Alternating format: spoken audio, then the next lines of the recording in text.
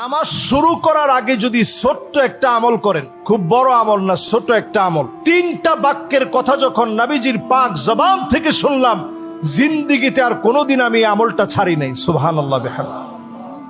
সাত আকাশের দুয়ার খুলে অজর ধারায় রহমত নাজিল করে দিয়েছে। কেউ হাত তুলে না, একজন সাহাবী হাত তুললেন, ওগো নবীজি আমি অতিরিক্ত তিনটা বাক্য বলেছি, আল্লাহু আকবার কাবীরা ওয়ালহামদুলিল্লাহি কাসীরা ওয়া সুবহানাল্লাহি বুকরাতাও ওয়া আসীলা।